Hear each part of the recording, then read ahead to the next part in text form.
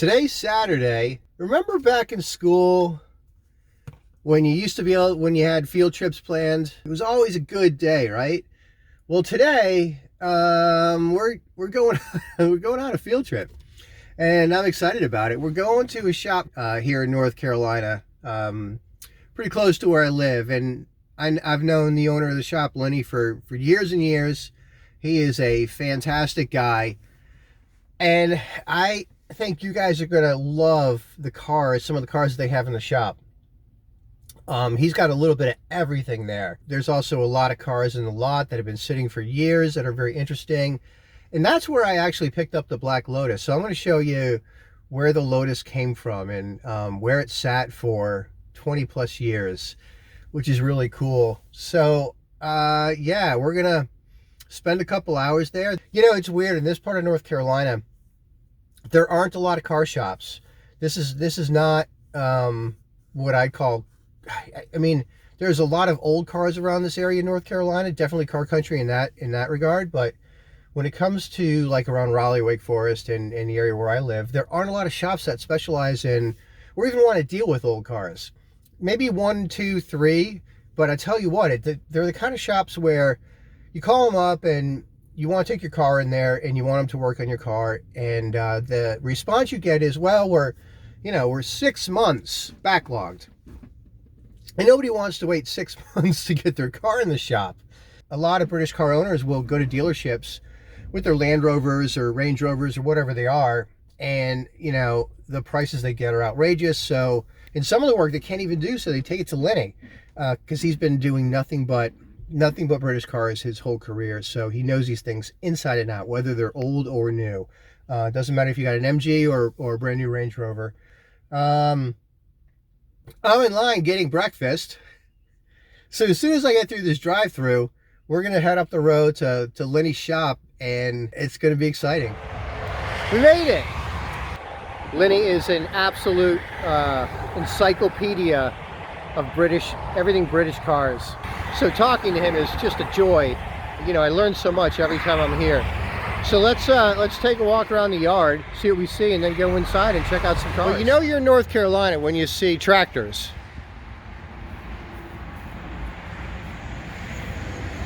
Massey Ferguson 135. I'm not a big tractor guy, so I can't tell you much about this, but I can tell you it's cool. I'm gonna hitch on the back there. Here's a Range Rover. Got an MG down here in the woods. Next to it, a Defender. I think that's a Defender. It's got some rust underneath I can see from here. But that could be a heck of a restoration project.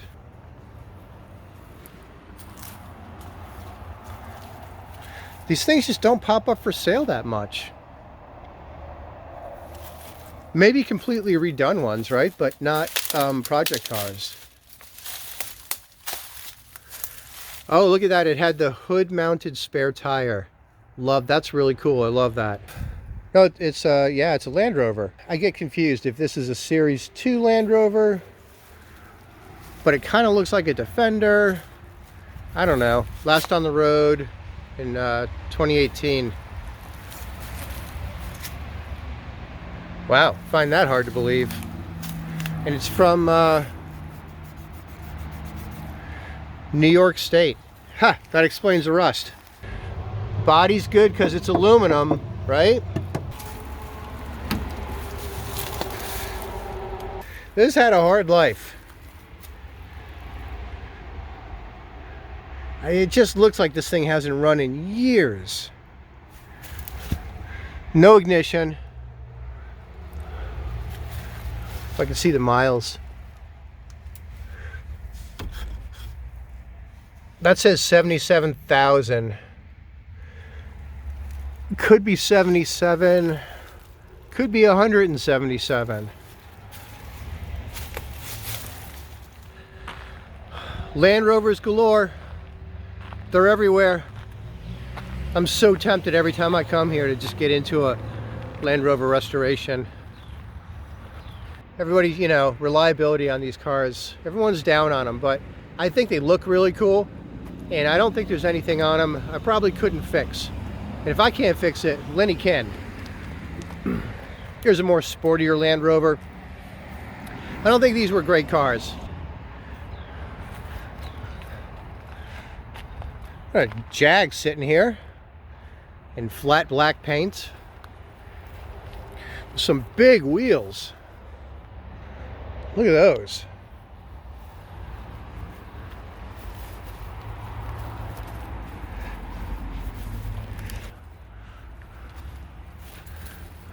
This is really neat. A Mercedes wagon. Let me go to the back of the car and see what this is. A 300 TE Mercedes wagon. All kinds of stuff in the car. Gas tank. A lot of extension cords. Looks like someone was using this as a construction vehicle. And it's got a, I don't know if you can see that. It's locked. It's got a radio with a tape deck in there. Love it. Here's an old Mercedes coupe. I don't know if this is the 560 series or what series this is. Let me see if I can see on the back. It looks a little old. Oh, it's older. It's a, if I'm reading that right, a 380 SL. Is that correct? I'm not sure. I'd have to go on the other side of the fence to see for sure. But body's in good condition. It's not rusted out, at least from what I could tell. Power windows. It looks like it was last registered in 2003. Another Rover. These are Mercedes E320.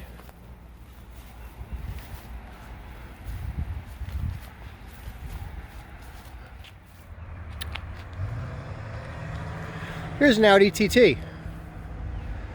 Convertible. Really good looking car. It's been here for a while. Has some interior trim issues. 5-speed, standard. There's another TT. I don't see too many in this green with a green top.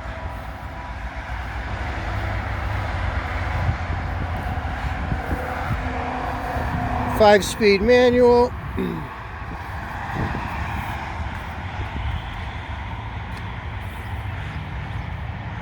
Right next to it is a Jag XK8. I had one of these cars. This is a coupe. I had a convertible and I absolutely loved the car. Now mechanically, the one I got, it was a pain in the butt. I had overheating issues, and there's a little, what they call, it's like an octopus type heater hose unit that's in there that distributes coolant to many different locations. Those fail. They're really hard to get to. Mine failed. I sold mine, and I kind of regret it. I've always been looking at possibly getting another one. I think the styling on these is underappreciated. I like the wheels. Look at the wheels on this. Really big wheels. They look really good. They fit the car very well. These came out, these were $100,000 cars. Beautiful car.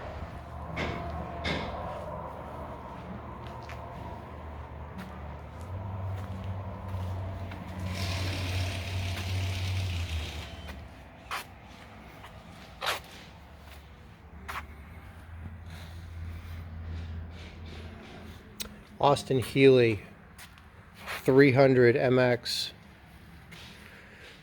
Look at this, it's got a wheel flare, fender flare kit. I don't think I've seen one with these fender flares on it before.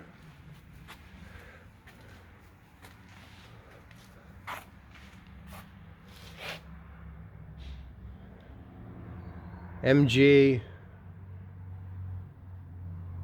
Looks like another MGA over there. There's a series. Is that a series 2? Back there? These cars are packed in so tight I can't even get over there. Yeah, it's an MGA. Look at the side mirrors way up on the fender mirrors. That's really cool. I do like that look.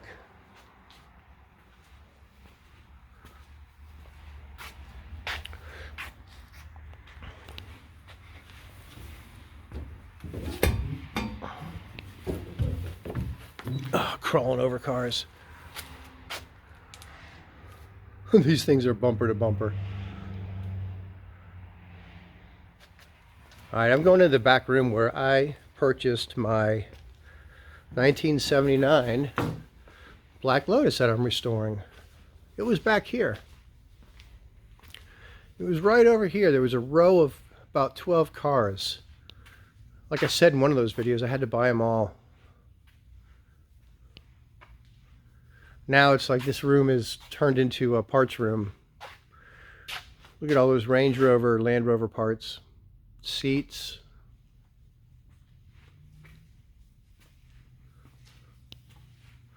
There's a TR. TR6 maybe? It's got a Range Rover headliner thrown on it. Great protection. There's an old Jag XJ coupe. XJS coupe.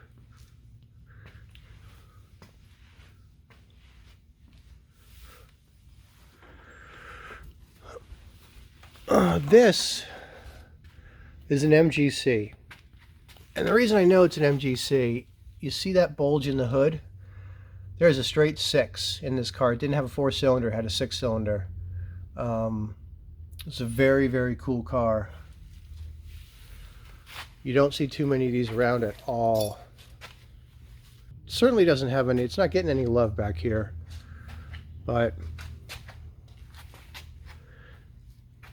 this could be a really nice project. It would take a lot of work.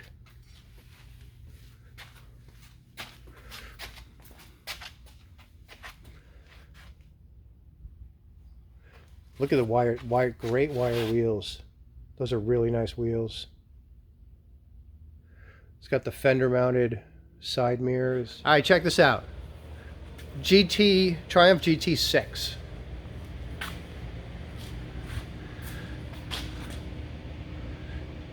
Don't see many of these on the road anymore. This thing came in with so much rust on it, and the metal work they've done has just been fantastic. Definitely giving this car a new life. Over here you got the clamshell hood. This front fender was all bashed in and dinged up right there. Looks really good. So just talking to Lenny, the owner of the shop, he was telling me the GT6, I guess Datsun acquired a GT6 and they brought it back to Japan, and this is what they based the 240Z on. Here's an MGA. They've been doing body work on this one, and it's coming out really good. A lot of attention to body lines, gaps. You know, the gaps on the hood look really good. I don't know what year this is.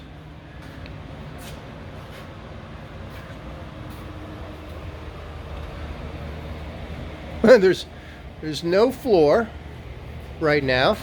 Apparently rust got the best of that, so they'll be working on that. Trunk area looks really good. There's probably new panels in there. They've welded in new panels. There's another GT6. You can really see on this one where that rust has just taken hold and just rotted out the lower panels. They're doing body work on all this, and they're gonna fix this car and bring it back to looking brand new.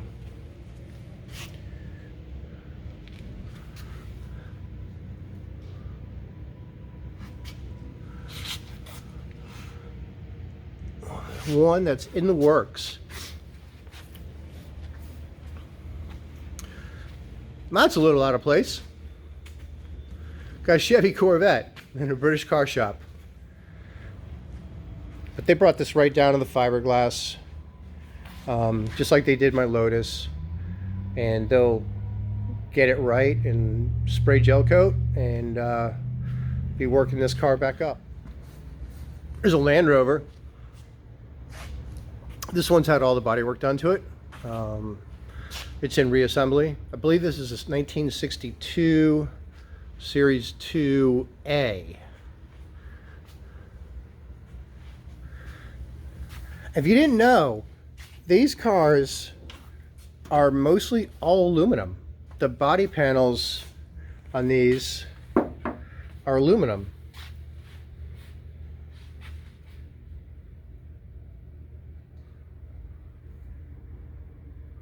So that roof panel is all aluminum. Oh, sorry, British folks, aluminium.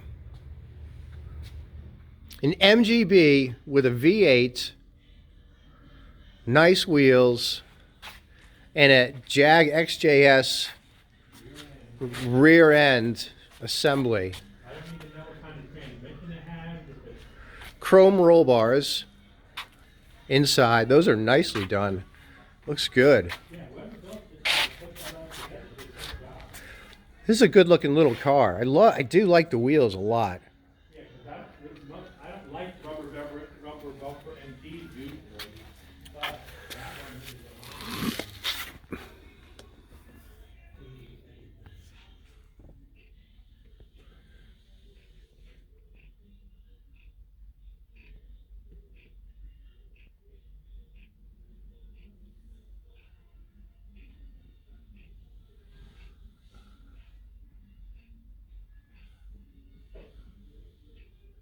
Wow. Fun little car. Convertible. Just imagine putting the top down, driving this. Dual exhaust, V8. What a great little car. Yeah. XK140. What a beautiful car. 1956. XK140. Left-hand drive.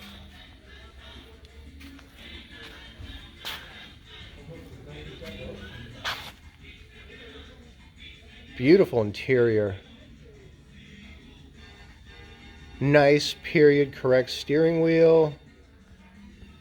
This shows 27,000 miles on the odometer. Really nice. Water temperature, amps, gas, petrol. Little bar to hold on for dear life. And look at the front end on this. God, it's huge.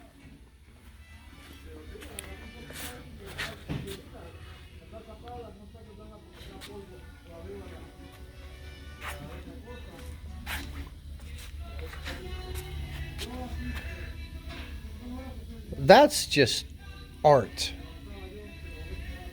I mean, the curves on this thing, the grille, it's artwork. It's beautiful.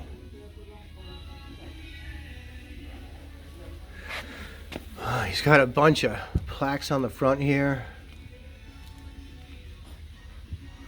Really nice. Man, this is a cool car. It's just in great condition. You take a video? Yeah, man. Oh. Wire wheels. Interior's in great shape. What a good looking car. Yeah, because those wheels too were mid 80s. Yeah. Remember they went to they changed the wheel style. Honeycomb, Yeah. honeycomb after a while.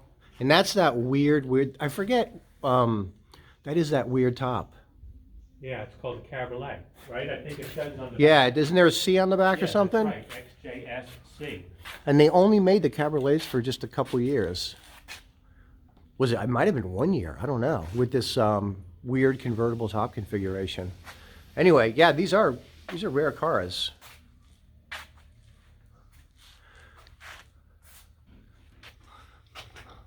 There's some light. So there's a caliper. Yeah, Wow. you can see the I bottom can bolt. see. So I see the heads of the bolt. One there. So they got to be coming through from the other side, right? No, well, look No? right here. You can Oh, see that's it. the pin. Yeah, Okay. yeah, you can see right there where it mounts. Yep.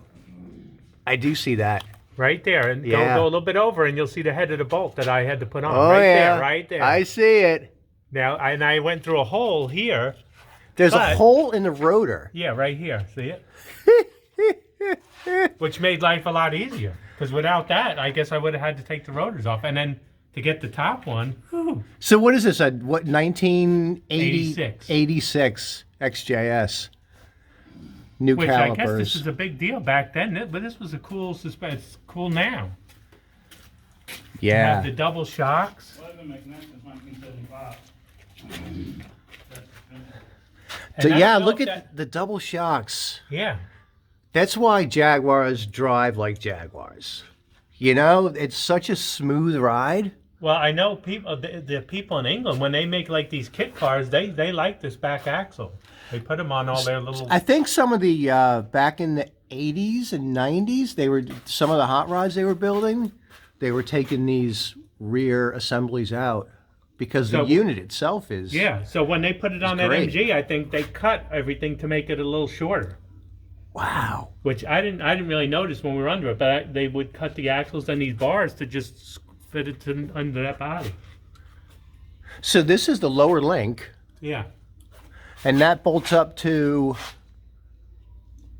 You got to pivot there. here, and then, well, actually, look at what holds this wheel on. Like why does this wheel not flop out? It's like only the axle. There's Well, the nothing lower- on the top. So the upper control arm is the axle. Yeah, kind of. The upper link is which the axle. Weird. Everything's attached to the car with this, right here. But that, if you took the axle out, it looks like the It wheel would just flop. over, Yeah. which doesn't seem like a good setup in a way. Well, you know, Colin But when it's Chapman on at the Lotus ground- came up with that idea too. For lightness, he's like, well, let's have parts do double duty. And one thing he did was that upper link was the axle.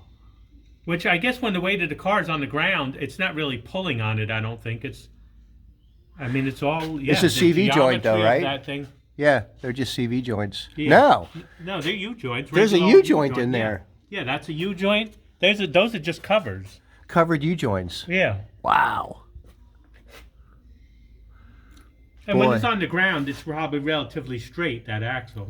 You know, I think these XJSs are a little underappreciated.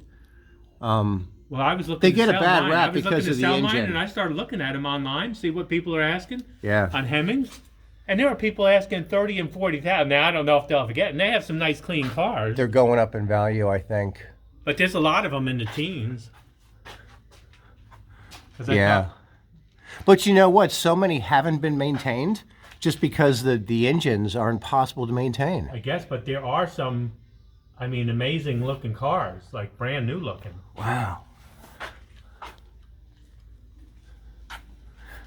Did you guys do an oil pan? No. It's clean. Yeah. That oil pan's super clean.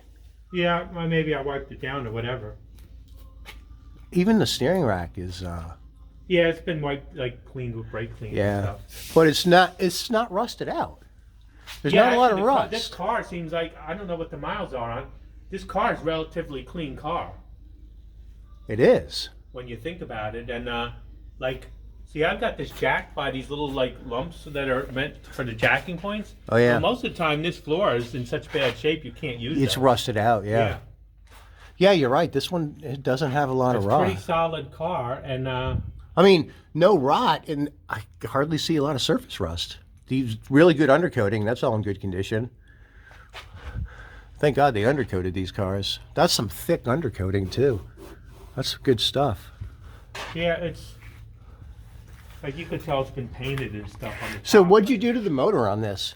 Put fuel injector hoses, fuel injector stuff, and spark plugs, which a lot has to come apart to get there.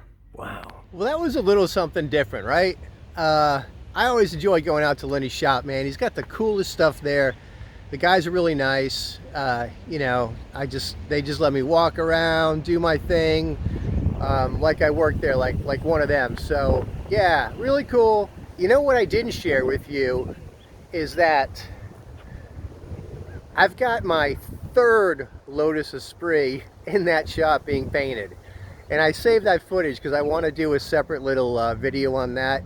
Yes, I am crazy. I have 3 Lotus Esprits. I don't, you know, what am I thinking? I need a bigger garage. That's what I'm thinking. Anyway, that's it for now. So I hope you guys liked that. And we'll pick up on the 79 here soon. See ya.